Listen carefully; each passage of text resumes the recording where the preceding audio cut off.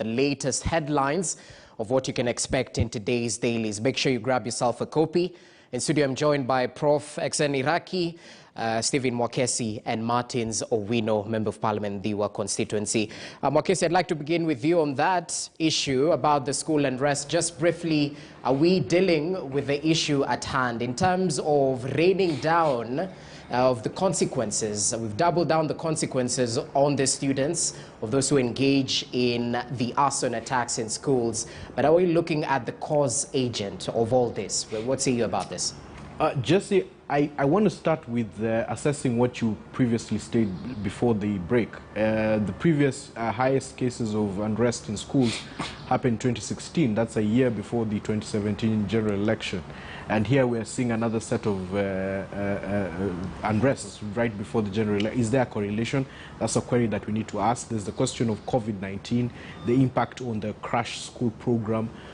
Does this even have an impact to the students themselves? This is another query that we must have. The other query I've been having on my mind is the question of why the students are going about doing destruction when it comes to the dormitories as opposed to going on a rampage and destroying, laboratories and classes. So those are the questions that linger on my mind. Also the idea that there seems to be a very coordinated conversation that's happening when people are meant to be in boarding schools. How are they aware of these circumstances that are happening in different places across the country to even motivate them to go ahead and do something that's looking a bit more coordinated than it is? Now, bearing with all these questions in mind, I wouldn't throw water on the positions that have been espoused by Professor XN Iraki on the issue of discipline and how we are catering to the discipline of the children as they're growing up in this day and age.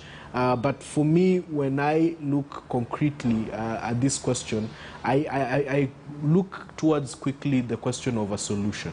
I'm of the school of thought that we need slowly and quickly to begin to move our public schools away from boarding schools and more into day schools. It's a new school of thought, and it's a school of thought that has been espoused even with the incoming CBC curriculum, because I believe by focusing so much on creating this infrastructure, placing students together where they have to interact and live together in circumstances where there are huge disparities in terms of economic positioning and things like that within such environments, is causing unnecessary stress and strife. And I believe when we do look at reopening our secondary schools into more of the model of day schools and limiting boarding schools to private schools, it's something that would probably endear a more cohesive environment for our learning institutions. But in my proposal, I think it's time that we really genuinely had concrete conversations with the students in every particular school. I think head teachers need to calmly sit down with their students, together with their parents, have a genuine conversation on what the issues are being put forward. I also have a theory that the issue of capitation to some of these boarding schools is an issue of concern, because head teachers have also been complaining that they are incapable of really meeting the very basic needs that are required by students during this particular period. And so even the government really needs to address the question of, are we funding our schools enough to make sure that the students are living in a very comfortable environment, considering the high transition of students from primary to secondary schools. So all these things considered, I think we need a genuine conversation as a country. We need to really engage our students and let them know that some of these actions that they do take at this particular point in time, regardless of the grievances that they have, will have a significant impact on who they become going forward. Once you're an arson, it will stick with you for the rest of your life. And these are the kind of things that we need to make very clear, because whatever is happening now are criminal incidences, and they need to be discussed with our students, that they need to understand as our children that you cannot go ahead doing this kind of thing things and they do not have an effect on yourself. Yeah, definitely. The consequences have been spelled out time and time again. It might dent the good certificates later on. But Martins, another issue sort of rose in this same conversation, and it's all to do with the cost of arson, especially the cost the parents bear right after these issues arise. And I brought this up yesterday with a different panel, and just focusing on what Buruburu are doing. 1,500 each parent or each student is supposed to come back with. Cumulatively, it'll add up to 2.1 million, and it was one cubicle. So what about a dormitory? So the bigger question would be, are these accounts actually monitored in terms of the amount of money the parents are asked to come back to school with and what the money is actually used for? Well, what's your take on that? Thank you, Rogers. First of all, let me thank Professor Iraki for letting me know that my friend Mackenzie here is also lying. So I will watch carefully how he's going. But I wish him well. Now, there are so many things that have been said in this, on this issue. Now, what you have just said, I'm opposed to it, because first of all, kids are on a rolling, revolving door. Some kids come in, go out with a little fee because their parents do not even have money.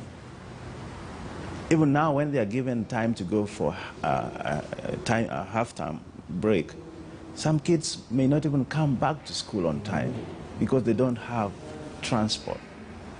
So the issue of putting all these expenditures back on parents is not a good idea.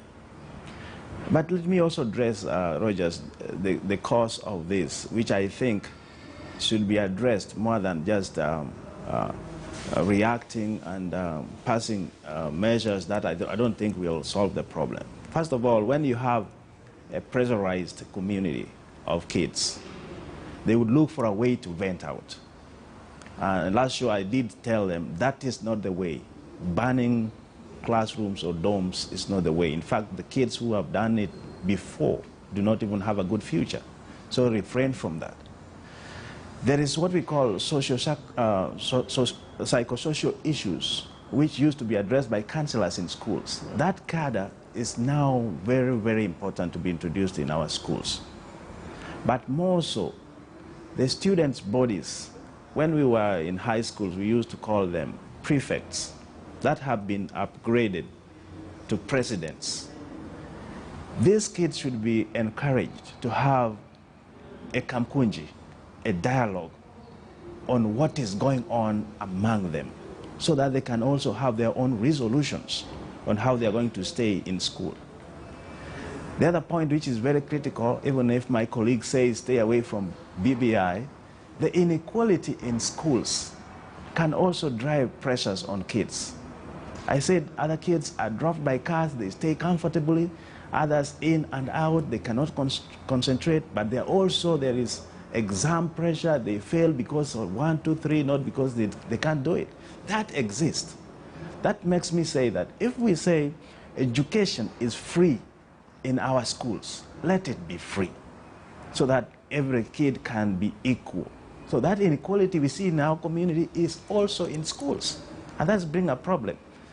The last point, which I disagree with my friend Mackenzie here, day schooling is not the answer. In fact, they can ban more schools when they are day scholars because they have all the ability to plan what they want to do. That cannot be the answer to this. Take, for example, a poor child, orphan, but very smart, is called to alliance. Now you want this kid to be looking for accommodation outside the school, pay rent, pay water, electricity, and all the utility. It can't work. Let us just face it that this is a phenomenon coming from inequality in school. Kids are under pressure. We need to know how to diffuse that so that we can have dialogue with them. They themselves should also have a dialogue, as I said. But all this expenditure should not be transferred to parents because they are not even making it right now. Okay, and that's interesting. So, XN, as we put this matter to rest, But what options are there for these high school students to perhaps vent out? Because as Martin's mentioned, the counseling sessions, the psychosocial sessions might not be available, especially in this boarding school. So how else do they vent out? There's no sports currently. Well, what say you about this? Rogers, let's start by asking a very basic question. If you look at all the schools that have been burnt in the last several months, they all have one thing in common. They always burn the dormitory. And that to me is a coded message that they want to go home. And why do kids want to go home? My answer is simple. The homes are better than the schools. So I agree with them, Mheshimiwa, that one of the things we should do is to improve the school boarding facilities so that these kids feel at home. When I was in school, we used to hate going home because the school was always better than the home, surprisingly. But now the homes are better. So we need to do something and match the facilities at home with the facilities in school. But the problem is that needs you to put more money. And one of my arguments has been we have built an expressway here, 66, 67 billion and so on. I think we need a mega project in schools so that we upgrade our schools, the facilities, so that those kids feel at home. And they are kids, so they're entitled to a good life. And a good life does not mean you stay in a 5-star hotel, but basic improvement. I think number two, the other way to solve that problem, I think everybody is talking about counseling. But kids nowadays see counseling as appeasement. They are being appeased. So, and I can almost predict that as soon as the kids have been arrested and taken to court for this arson, I guarantee you some of the parents will get lawyers, and the next day those kids will be back to class. And then they can continue doing what they want. So we need to balance between, as you put it, the road and counseling and so on. And number three, we need to engage these kids. Young adults, teenagers have a lot of energy. When I was in school many years ago, and I don't want to keep on looking at the past, we had sports, we had games, we had debates, we visited other schools, and that energy was dissipated. If we don't dissipate that energy, it is going to be used somewhere else. Now, I want the schools that don't have prefields to buy prefields. Are we not buying land for roads and to expand them? So if a school doesn't have a prefield, doesn't have facilities for sports and games, let's expand that. The schools have school buses. All of schools have school buses. Let kids use those school buses to go and debate with their peers, converse with their peers, interact, and then they will not have that so much energy. On equality, I agree with Mheshimiwa, there's a lot of inequality in school. But I thought one reason why we go to school and put uniforms is to reduce that inequality. And I want to end by giving you an example. I had a conversation yesterday with a lady who used to be a headmistress of Remuru Girls, and her name is Sister Wamoyo. And she told me how she dealt with equality, which I thought was very fascinating. Okay. Parents would bring food to their kids on visiting day. So some kids would come and some parents would come with a tent at the back of the car and start eating very good food. Then some kids would stay in the class because they're not visited. And she showed the parents, if you're going to bring such food to your kid, make sure you bring 2 meals. And one meal is shared with the less fortunate kid. And things improved.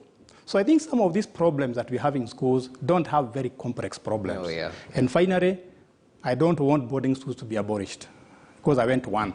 And I was able to move from my village and interacted with the people from all over the country. So if I'm going to be born in my village, I school there, I marry there, then I will not be a very progressive person. And it so happens in Kenya that the best schools are boarding schools. If we are going to abolish boarding schools, let's make sure that the day schools perform as well. Okay. Period. Okay. Mwakesi, finally.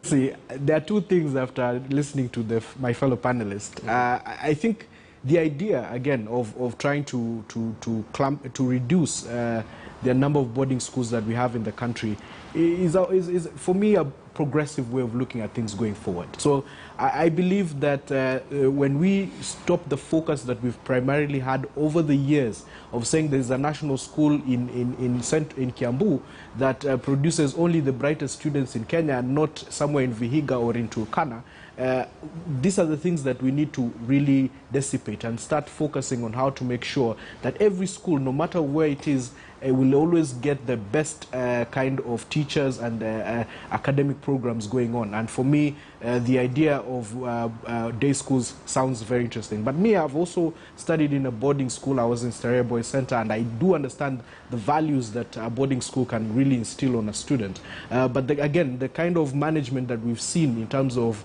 student management from the administrations has been wanting. So unless we can fix some of these issues, then my argument still remains that we need to progressively move towards creating more of day schools than boarding schools. Now, finally, I think one of the more critical questions, I've mentioned this and I'm repeating it again, we need to really increase the capitation that we're giving to these schools. As has been rightly put by XN Iraqi, we are at a point whereby if we do not improve the infrastructure that is within these particular schools, if we don't increase the amount of money that we give so that the students can have proper meals, be able to access the proper materials for their learning, because there are people who are going through classes, they're 4 years and they've never seen a laboratory. These are the things that are affecting our education system, and especially at the secondary school level. So I think the capitation issue is a real concern for this country, and we really need to focus on it going forward. And we might see some of these issues such as student unrest dissipate when students feel that whenever they go to school, they're getting the very best out of life. Okay, I hope the money is there, especially with the double intake coming quite soon.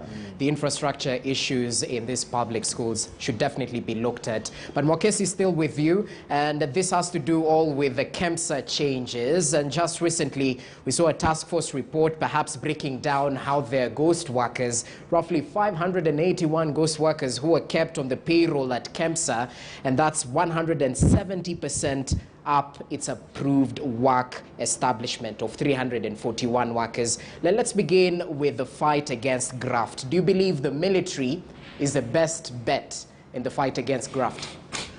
Jesse, allow me to park aside the issue of the military first. Let's come back to the main question here. I mean, KEMSA is a strategic body. It's a very important body in this particular Kenyan Republic that we cannot take it casually as it was being taken before. This is the only body in the country that actually is allowed to procure medication and medicines and anything that is utilized within our healthcare system. And so the way that it was allowed to sink into this kind of pit is actually very wanting from our policymakers. And I'm very glad that the president really took keen and stern action when it came at considering the issue of KEMSA, not only just looking at the question of was there a graft at a particular period during the COVID-19 crisis. COVID-19 crisis opened our eyes to the level of rot that was within KEMSA. But ideally, as has been numerously stated by Council of Governors over the years, that one of the reasons why they're incapable of offering Kenyans the level of healthcare that was required by them is because of the inefficiencies that have been seen within KEMSA. So I am all for the idea of restructuring KEMSA, making sure that we actually go down to the root of the problem. If there are any ghost workers, they need to be rooted out. But most essentially, are they capable of being able to procure medicines on time and within budget? And to be able to do this so that we can be able to access this medication at the very farthest corners of this particular republic. Now, whether you want to utilize the military for this purpose, for me, I'm completely against that. I still believe that you can be able to create change within an organization without necessarily moving towards this kind of measures whereby you completely uproot an existing workforce so that you can be able to supplant it with a military organization. I think for me, the better thing would be to look for a more coherent way of creating change within the organization, retooling some of these workers who are there. If it means that they be reassigned and taken to other state departments so that newer people can be brought in, because essentially what KEMSA does is a procurement and supply management concern. And I think if we are able to get these workers reassessed and also recruitment done in such a manner that we can keep these people not in a state of being pushed away and kicked out of the civil service just because of inefficiencies that were there because of board management and also top management, that would be a more fair way of dealing with things. Okay. But I still believe the purge and the restructuring within KEMSA is quite necessary. It is actually needed at this particular time because nobody, and I agree with you, said there's no need of putting money into an organization that clearly is completely broken. So this is something that is very warranted, and I completely support the rehaul of the organization. But let's make sure that the workers who are there are taken care of, and we find a more amicable way of dealing with that particular worker situation, rather than saying that we are going to bring the military to run KEMSA. Okay, we'll definitely see what the court says as it pronounces itself on that matter. KMPD went to court. But Martins, you're a member of the Health Committee, and I'm pretty sure you've had discussions on this particular matter. Let's talk about KEMSA failing to meet its market demands. On one side, it's owed money. On the other side, it owes money. So how exactly do we bring KEMSA to the place where it can actually serve? Because as of now, out of 11,000 orders made to KEMSA this year, only 345 were serviced. That's a paltry number. So true and worrying, Rogers. Healthcare delivery system has three legs: the HR, human resource, supplies, and also the infrastructure. And this leg of supplies, right away from medical stores, which grew to KEMSA now, is very, very integral part of healthcare delivery system. So the debate is rightly so. As a committee, we have dealt with this case when the graft came on, and we stayed on, and we are still on. Yesterday we had a meeting with the board, and I have to thank the president because he acted very fast. In our recommendation as a committee was to change the board, because the fiduciary responsibility of providing oversight of how resources are used and how decisions are made according to the State Corporation Act relies on the board. So, Rogers, I'm happy to say that the board we met yesterday with the peers was very impressive to me. And the changes that they are trying to put across, however radical may look, is very timely. Because without that, we are not going to save this institution. I want to say that the military thing that is in the papers, in the courts, did not come from them. It's something which is coming from somewhere else. But the board assured the committee that they are in charge. They are restructuring, which is good for us now, because the personnel were bloated beyond proportion, and they are doing that. Actually coming to 380 something, that is what they need to run, and of course to modernize some operations. But that said, the county governments have the obligation to pay KEMSA. And we are trying to look into how that can be done, even if it means taking the money from the source, which is the treasury, just cutting and giving KEMSA what they owe them. May not be legal now, but we're looking for legislation options, so that is done. What they're now trying to do, which is sensitive to workers, and we did appeal to them to come clear, the difference between layoffs and retrenchment. So those are different. Layoffs is you can come back anytime if things improve, but retrenchment, you are going, and if there is severance allowance, here it is, go. So they have to work on that because there are legal issues which will come. But we fully support the board as a committee to continue with that restructuring.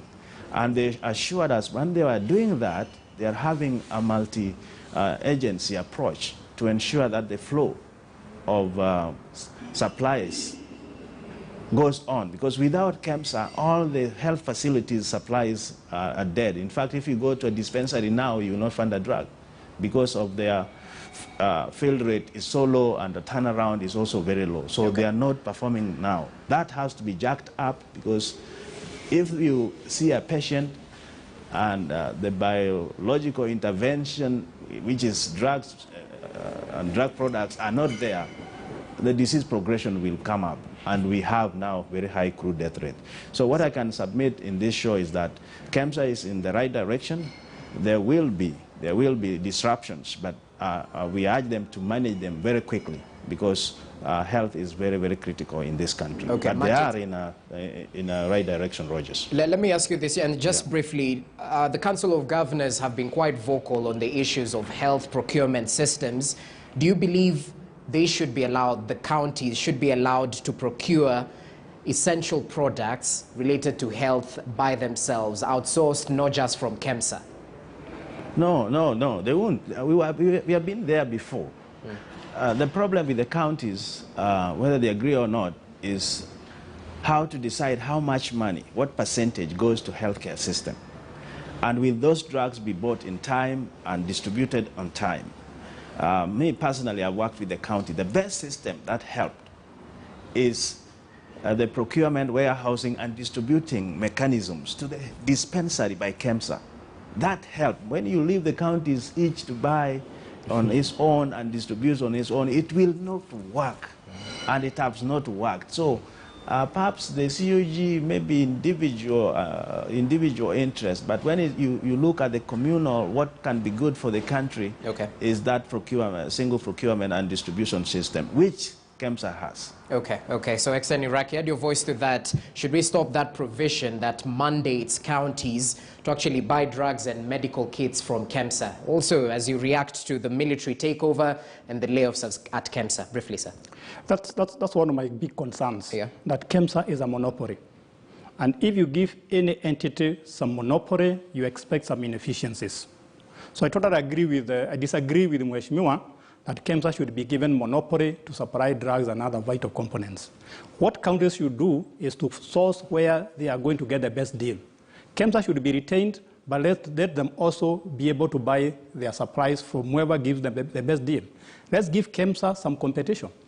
If you remember when we had KANU as a monopoly power, you remember what they did. And look at Kenya Power, it's a monopoly, and you can see the inefficiencies we are talking about. So KEMSA should be given competition, and if it is given competition, it's going to shape up. On the issue of having ghost workers, that still surprises me. Wafanyikazi hewa, who employs them? So if you are going to do away with KEMSA and sack everybody and send him home, you are going to send the guest workers home and the innocent workers. So I think every case should be looked on its own merit. The people working in KEMSA are Kenyans. They have the right to be there. And don't victimize everybody. And that takes me to the issue of the military. I'm personally getting concerned when any failing organization is handed over to the military. Because the military is mandated to do certain work. The civilians are supposed to do certain work. So if the institution has certain weaknesses, let's rectify them. Let's build the capacity. Let's not send people home and then we replace that with the military. Remember, at the end of the day, military is not the same as civilian authorities. They are used to monopoly again. So why are we turning an organization from one monopoly to another monopoly? Let's build the capacity. If there are any weaknesses, we can correct them. Which makes me quite concerned, because if the military is a solution to every problem we have in this country, then we should have all the headmasters where schools are being banned becoming soldiers. So I think this issue of militarization of our corporations is not good in my opinion. It is going to stifle innovation. It is going to stifle our institutions, which are supposed to grow and become self-sustaining and self-correcting. I don't support it. Although Jaidi Kisero in the Daily Nation is supporting that. I don't myself. Let's build capacity. Okay. Well noted. So, Makesi, let's finish this conversation. And perhaps on the note that Kenyans are still waiting for heads to roll. And it seems the wait might be even longer, even with the disruptions at KEMSA. Should we wait for prosecution still, or this is all we'll get? I don't know. I'm trying to look for a better way to phrase this question, because it's a game of wait and see. We know the wheels of justice grind. At times they grind slow due to the processes needed, but it's been a long wait, and I'm sure the president agrees. Yeah, I think the thing that the president made, and this is now showing, over time he's been making a lot of promises that he will handle certain things within a particular period, and he ends up not doing it. And for the KEMSA case in particular, the president was very stern that those who were found culpable within even the issue of the COVID-19 scandal, they would face the full arm of the law. But we've seen nothing of it, and there was a whole parliamentary committee going about the whole issue. These are things that we need to see action on, especially when it comes to KEMSA. But again, the fact that he has moved to actually go into the very core operations of the organization, for me, that's an even better remedy. But however, Kenyans really need to see some action when it comes to the question of the people who have been found in corrupt dealings with an institution such as KEMSA. Let me quickly just state on the issue of procurement.